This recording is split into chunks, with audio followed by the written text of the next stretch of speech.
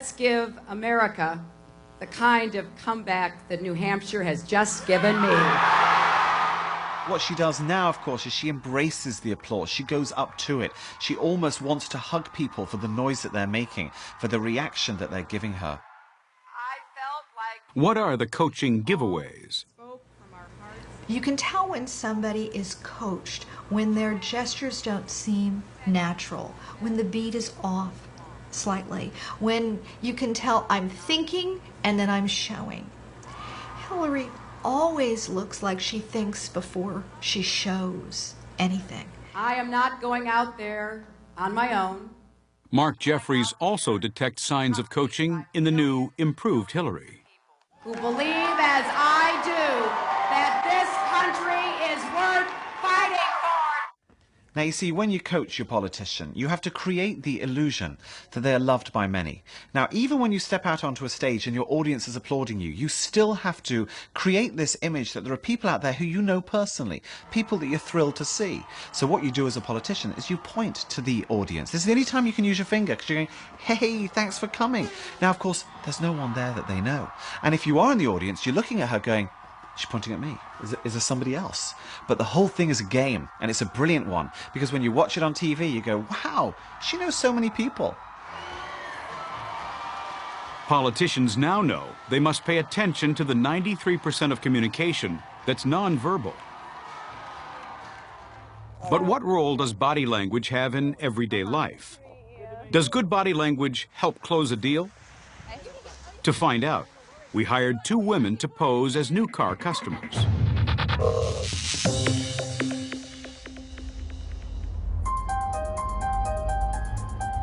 Our pretend customers, Jackie and Casey, are rigged with hidden cameras, so our experts can watch the car salesman in action.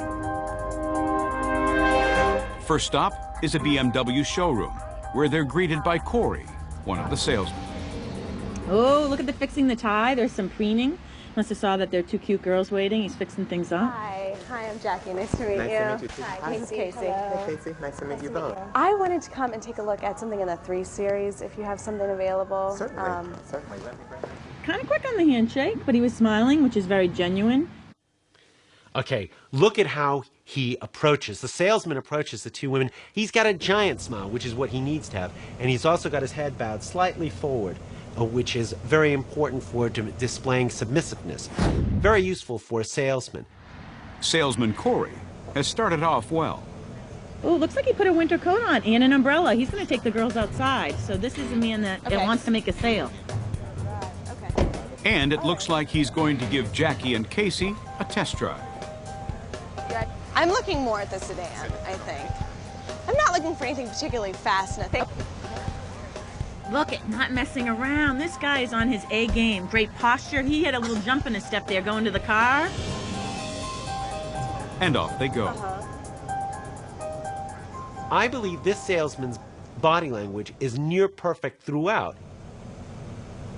Corey gets high marks from our experts. But were our customers impressed by his performance? What do you think of Corey's first impression? I thought he was very friendly, really sweet, real, like, easy to talk to, down-to-earth kind of guy. Do you think his body language would have helped or hurt an actual sale with you guys? Personally, I think it would have helped. It would have helped. His body language in with his personality. The following morning, they go to a Toyota dealership. This time, there'll be an extra hidden camera rigged inside the frame of Jackie's sunglasses.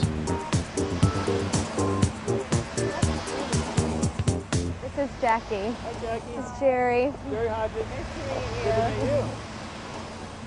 So, How will salesman Jerry compare with Corey? This position right here where we see Jerry, see what he's doing with his thumbs? He's rubbing his hands. That's called the self-touch gesture. Jerry's self-touch gesture is similar to Richard Nixon's hand-rubbing during the Watergate investigations. This is a comfort gesture, and it means that he's feeling in some way uncomfortable. Body language can't be considered in isolation. It's usually an amplifier to what you're already saying. Now, he's moving calmly, he's assuring, but he's not assuring to them. He's actually essentially assuring himself. Both cars come with a built-in remote that's built into the key fob, Okay. so that you don't have to have a separate key. Here's the problem. He's looking down. He did not connect with eye contact with the women. Here there's a disconnect.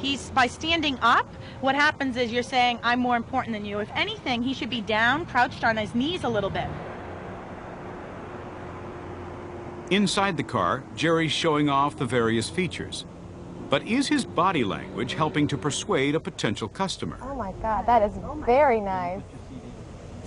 People buy not based on the product. They don't even buy based on the data about the product. Ultimately, they buy based on how they feel about the salesman.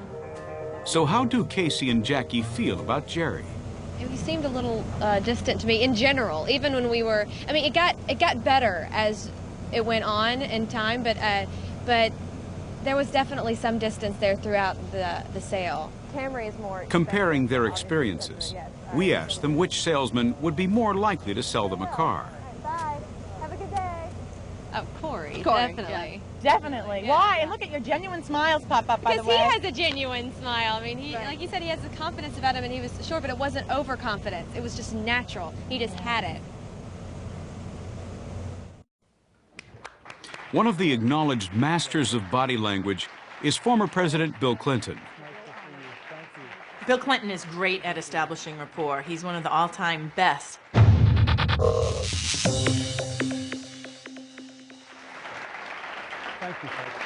In this televised town meeting in San Diego back in 1993, Clinton shows off his skills. My own belief is that we do need more jobs, and that we do need jobs tied to continuing education and training. Bill Clinton has all the classic charismatic factors: likability, power, attractiveness. But if you look at Germany, if you look at Great Britain, if you look at France, you look at all He's a powerhouse because he's so open. He's giving us his full frontal, saying, I have nothing to hide. We're together. We're alike. And that's what rapport is.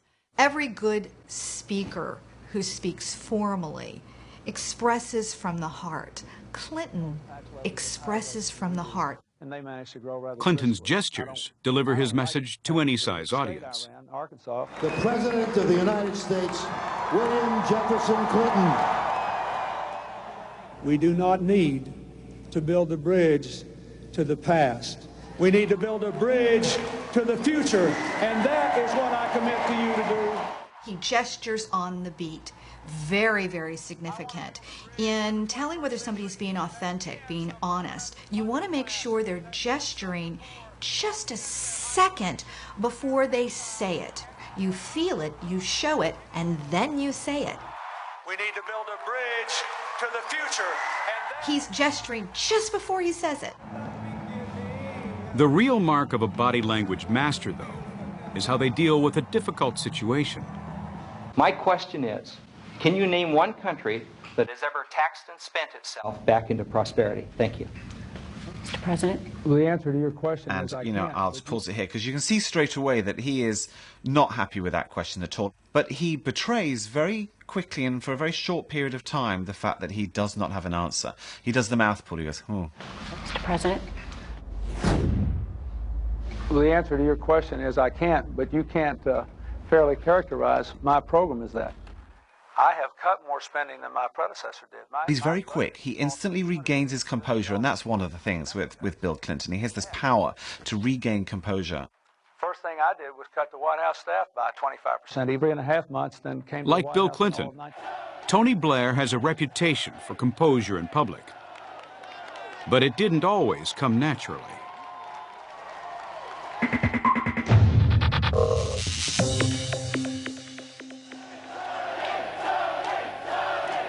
Blair, his wife Sherry, and children are posing for the cameras on the day he first became British Prime Minister. Then came the moment everyone was waiting for. You're taught as a political couple that you must show a bit of love from time to time. Show the voters you're real and normal people. The crowd is applauding. He puts his arm around Sherry as if he's going to hug her. Now, of course, Cherie, remembering the lessons, decides to go for the kiss. He then grabs her, puts his hand right in front of her so that she can't kiss him. And he almost blocks her with his hand, like, no, not now, not now, dear. She goes and does a little cat thing on his chest. And it's at that moment when she does that that he realizes he's missed the boat. That actually he was supposed to kiss her. But then it's too late because everyone's seen the effort and you can hear a little bit of booing from the crowd. And then he realizes he's made a mistake, so he kind of kisses her hair. And the whole thing was rather embarrassing. Rookie politicians aren't the only ones to give themselves away. Even the masters can get exposed.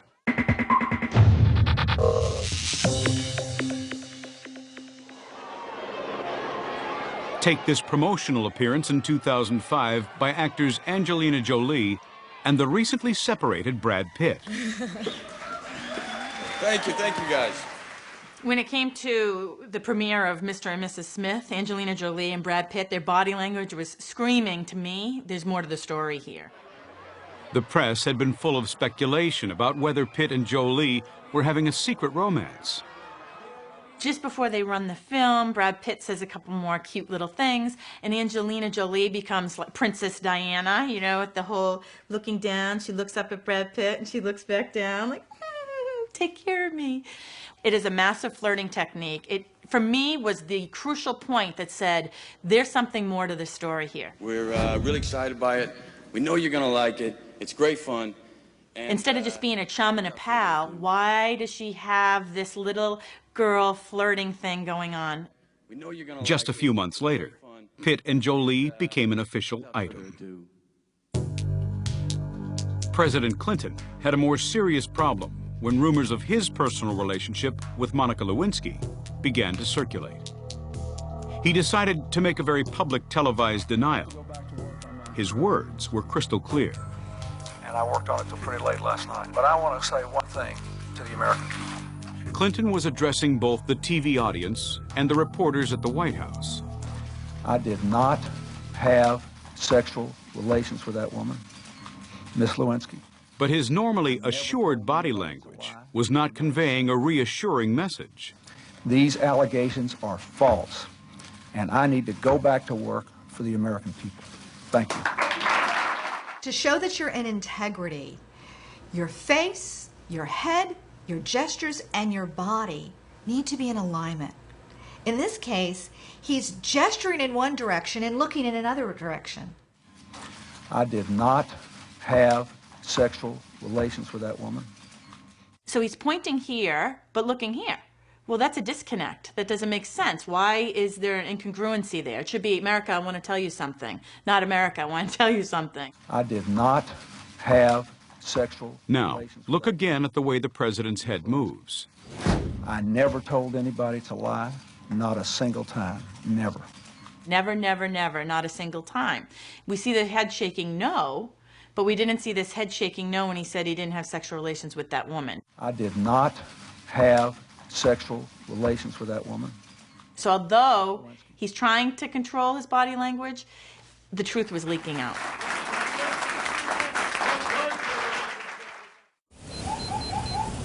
There's tinted windows on this car.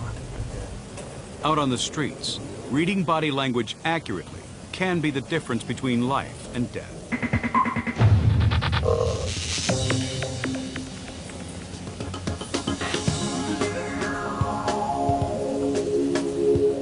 On a typical patrol, these police officers are constantly evaluating people based on their gestures and facial expressions. As of right now, I see one person in the car. Throughout my time, my career, the first thing I look at is people's eyes, because eyes don't lie. I mean, you could put your hands in your pocket, you can take a seat on a chair, but your eyes don't lie. How to read body language accurately is an important lesson in police training. How you sit, how you dress, how you walk tells me who you are, whether you're a wolf or a sheep. Former Marine Corps intelligence officer Frank Marsh has an audience of law enforcement officials from all over the state of New Jersey. In the Western world, what happens when a man gets in your face like this? What's about to happen? We're about to fight. In the Middle East, this is how they talk. They'll even argue like this. In fact, Marines were getting in trouble because as the Arabs would get in front of their face, the Marines would hit them, and down they drop. And the Arabs would stand up and go, "Why'd you hit me?" "Because you got in my face." With Americans, if you get in a male's face, it's what? It's a challenge to fight. So pay attention to someone's body language. Officers Jones and Rucci are on a patrol in Mount Vernon, just north of New York City. I got it. Yeah, I got it. I got a red light. Uh-oh. Red light. Okay. Which one?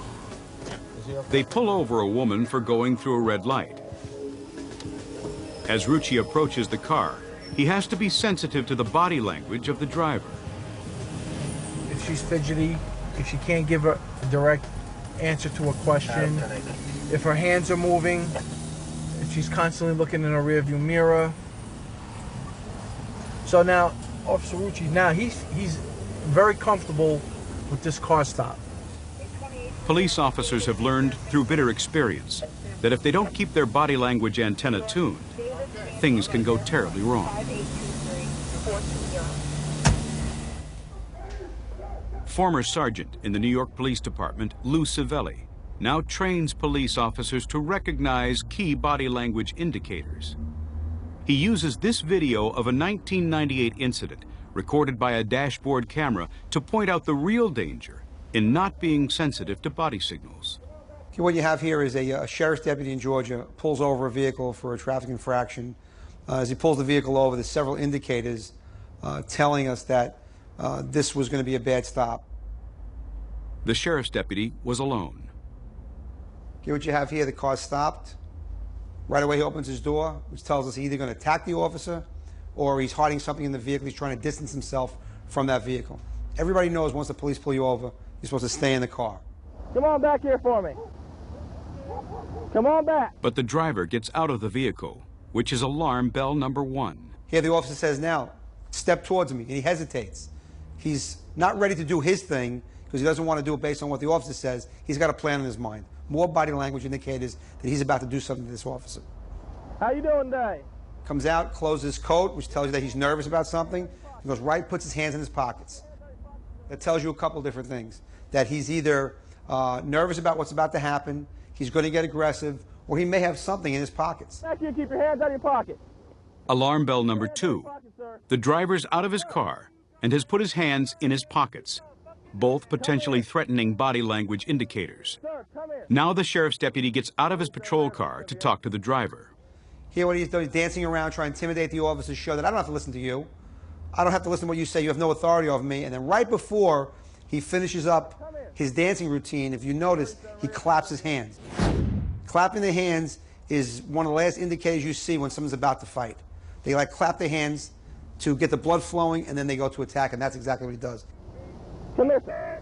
Sir, get back. Where are you from? A scuffle ensues off camera, and before the deputy can stop him, the pickup driver goes back to his vehicle.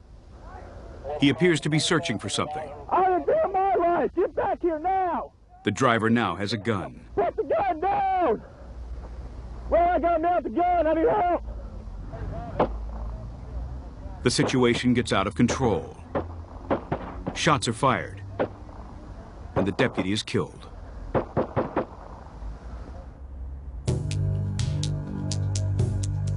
This horrific incident is one of many examples Civelli uses for body language training. It's so important to read body language for police officers because if you can recognize a threat, that you're in danger, you could counteract that threat. It's the most important thing to teach police officers. I believe more important than self-defense, more important than firearms tactics, is that they need to understand when they're being threatened.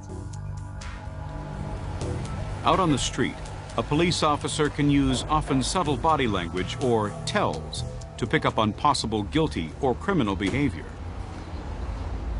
There's various ways that people try to hide a gun. One of the most common ways is blading. What they'll do is if they know that there's officers on one side, they'll blade their body real quickly this way, keep the bulge that's on this side away from the view of the officers. Another way of concealing a weapon is by billowing your shirt or your cloak. Just by pulling it out like this, billowing it around the weapon so that the weapon's not visible.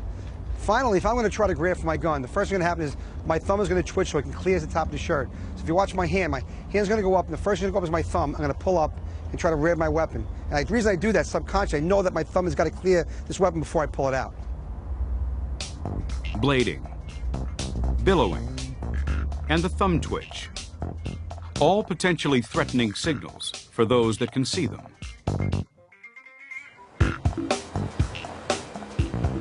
For police officers, there are situations when body language has to be evaluated in just a fraction of a second.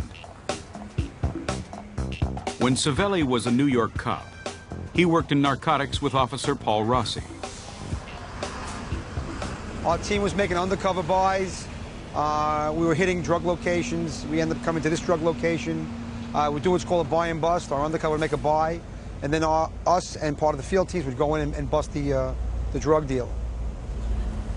The drug dealer on this occasion ran for it, towards this street corner.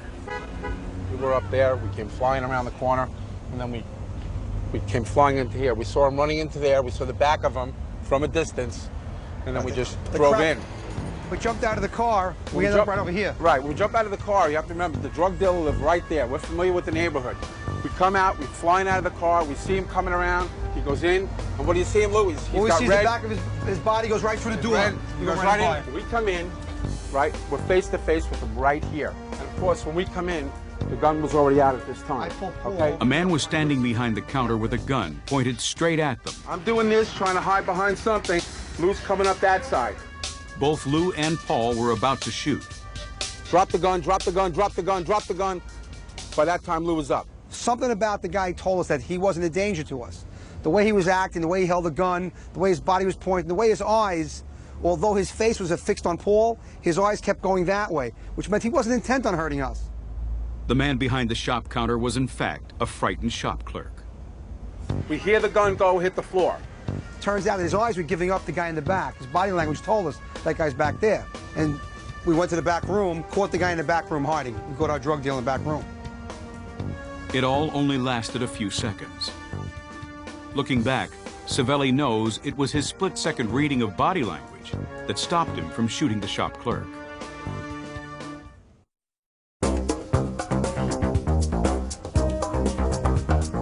More than half of what we communicate is through the gestures we make and the looks on our face.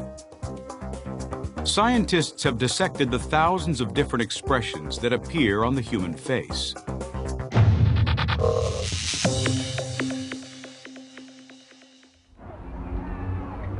The secret to understanding the face correctly is learning how to decode the expressions that all of us use. In the late 1960s, a pioneering American psychologist, Dr. Paul Ekman, tried to discover whether there were universal facial expressions that crossed all cultural boundaries. Shame on you. Dr. Paul Ekman is like the Buddha of body language.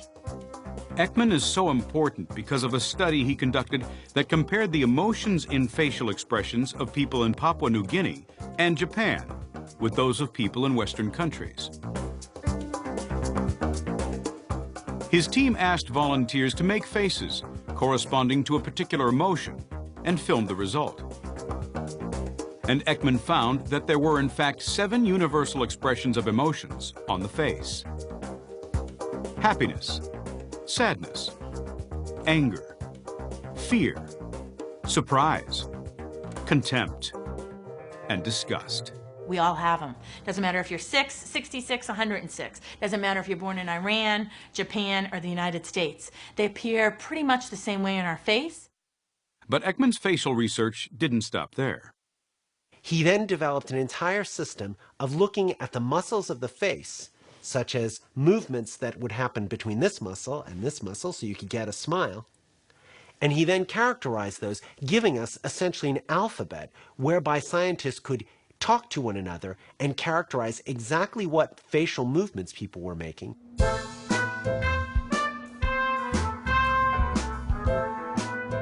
The influence of Ekman's facial expression research can be seen today. Okay, can we turn off the lights, please? Look happy, sad, This is a demonstration of the face reader. Angry? The very latest in automated facial recognition technology. Surprised? Face reader uses the 7 basic emotions as established by Paul Ekman and uses 55 points on the human face in order to classify those 7 basic emotions. The face reader instantly maps the complex interactions of the muscles of the human face. These colored graph bars represent the type of emotion appearing on the face. Every expression is given a value in terms of the degree of happiness, sadness, anger, and so on. Technology like this is now being used in all sorts of fields. For instance, consumer research. How do people react to different foods? Marketing research. How do people react to ads? Today, facial recognition systems are being installed in airports to refine security checks. Happy? But the face communicates so much more than just the 7 universal emotions. Ekman identified more than 3,000 different facial expressions that convey a meaning that most of us will react to, both consciously and unconsciously. Today's politicians are acutely aware of the importance of nonverbal communication. They employ coaches to hone their gestures, but new research suggests they would do well to pay more attention to the expressions on their face.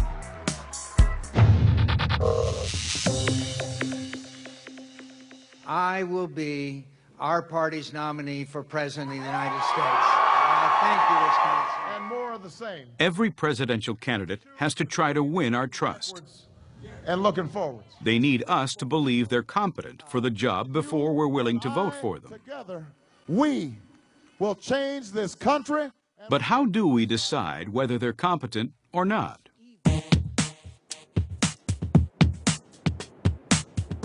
A. B. A. We asked Georgetown University to rerun a revealing experiment conducted at Princeton in 2005. B.